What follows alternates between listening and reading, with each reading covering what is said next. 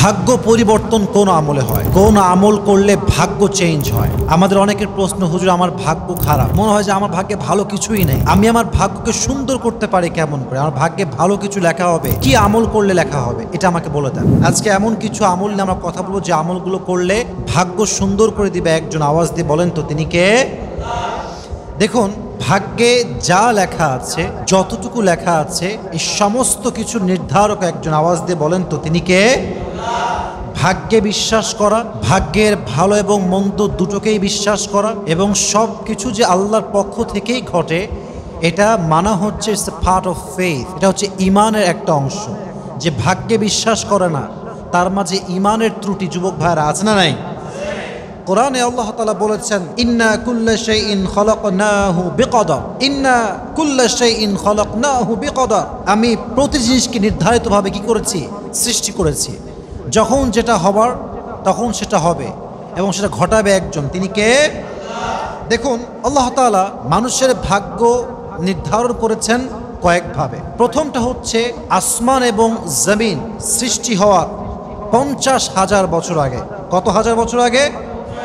আরেকটি আছে, সেটা হচ্ছে ভাগ্য নির্ধারণ হয়েছে যখন সমস্ত মানব ছিল আদম আলাইহিস সালাতু ওয়াস সালামের পৃষ্ঠদেশে থাকাকালে, যখন মানুষ ছিল তখন ভাগ্য নির্ধারণ করা হয়েছে। আরেকটা হচ্ছে মানুষ যখন মাতৃগর্ভে ছিল, এই মাতৃগর্ভে থাকার সময় মানুষের রিজিক কি হবে, মানুষের ভাগ্যে কি আছে, এটা লিখে দিয়েছে একজন। তিনি কে?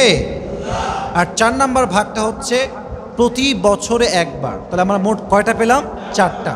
প্রথমটা হচ্ছে আসমান এবং জমিন সৃষ্টির 50,000 বছর আগে।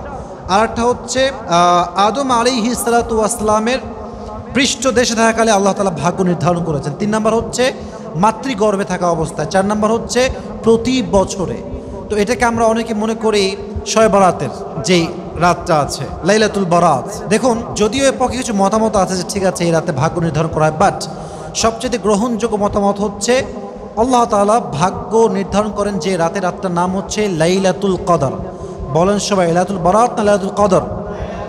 লাইলাতুল কদর। কোরআনে এটার দলিলও আছে, ইন্না আনজালনাহু ফি লাইলাতুল কদর ওয়া মা আদরাকা মা লাইলাতুল কদর লাইলাতুল কদরি খায়রুম মিন আলফি শাহর। এটা হচ্ছে সেই রাত যেই রাত আল্লাহ তাআলা কোরআন নাযিল করেছে, এবং ফিহা ইউফরাকু কুল্লু আমরিন হাকিম। এই যে সূরাটা, ইন্না আনজালনাহু ফি লাইলাতিন মুবারাকা ইন্না কুন্না মুনযিরিন, আমি কোরআনটা নাযিল করেছি একটি বরকতপূর্ণ রাতে। এই যে বরকতপূর্ণ রাত, এই বরকতপূর্ণ রাতটাই হচ্ছে লাইলাতুল বরাত অনেকে বলে, আর বেশিরভাগ মত অনুযায়ী এই রাতটা হচ্ছে লাইলাতুল কদর। তাহলে বোঝা গেল ভাগ্য নির্ধারণ হয় এটা কি বরাত নাকি কদর? কদরে। আল্লাহ তাআলা আমাদেরকে বোঝার তৌফিক দান করুক। সকলে আমরা পড়ছি আমিন। ভাগ্য পরিবর্তন অনেকগুলো আমল আছে।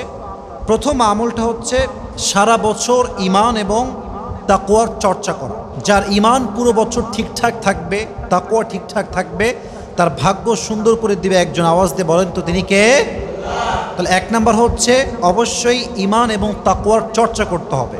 2, যদি ভাগ্যকে সুন্দর করতে চান অবশ্যই আপনাকে বেশি বেশি ইস্তেগফার পাঠ করতে হবে। সকলেই পড়েন আস্তাগফিরুল্লাহ। যে ব্যক্তি বেশি বেশি ইস্তেগফার পাঠ করে তার রিজিকে আল্লাহ বরকত দান করেন, তার বিপদ থেকে আল্লাহ রক্ষা করেন এবং তাকে আল্লাহ তাআলা ভাগ্যে সুন্দর কিছু লিখে দেয়। সুবহানাল্লাহ পড়বেন না সবাই? এই জন্য কোরআনে আসছে, ইস্তাগফিরু রাব্বাকুম ইন্নাহু কানা গফফারা, তোমরা তোমাদের রবের কাছে ক্ষমা প্রার্থনা করো কারণ তিনি ক্ষমাশীল। অতএব আমরা বেশি বেশি ইস্তেগফার পাঠ করব তো ইনশাআল্লাহ। 3 নাম্বার, ভাগ্য সুন্দর করতে চাইলে রিযা বিল কদা, দ্যাট মিনস ভাগ্যে যা আছে, যতটুকু আছে, যা পেয়েছেন তাতেই খুশি হয়ে পড়বেন আলহামদুলিল্লাহ। সবাই পড়েন আলহামদুলিল্লাহ। এতে করে কি ফায়দা হবে? লাইন শাকারতুম লাযীদান্নাকুম, যে তার ভাগ্যে যা আছে ততটুকু যদি সে সন্তুষ্ট হয়ে যায়, আল্লাহ তার নিয়ামতকে আরো ডবল করে দেয়, আরো বাড়ায় দেয়। পড়েন সুবহানাল্লাহ। তাহলে আমরা সকলেই যা আছে ভাগ্যে এতেই পড়বো আলহামদুলিল্লাহ। সকলেই পড়েন আলহামদুলিল্লাহ। 4 নাম্বার, বেশি বেশি দান সাদকা করা। দান সাদকা করলে কি হয়? আল্লাহ তাআলা বিপদ দূর করে দেয়, বালাই থেকে মুক্তি দান করে, পাশাপাশি রিজিকে বরকত দান করে, সম্পদে বরকত দান করে, ভাগ্যে ভালো কিছু লেখা হয়। সুবহানাল্লাহ পড়বেন না আপনারা সবাই? এই জন্য আল্লাহ তাআলা আমাদেরকে দান করতে মোটিভেট করেছেন। অতএব আমরা যদি ভাগ্যের সুন্দর কিছু চাই, আমরা বেশি বেশি দান করবো। রাজি আছেন তো ইনশাআল্লাহ? 5 নাম্বার, ভাগ্য পরিবর্তন করতে চাইলে দোয়া করতে হবে বেশি বেশি। দোয়া, হাদিসে আসছে আত-তাকদীরু লা ইয়ারুদ ইল্লা দুআ।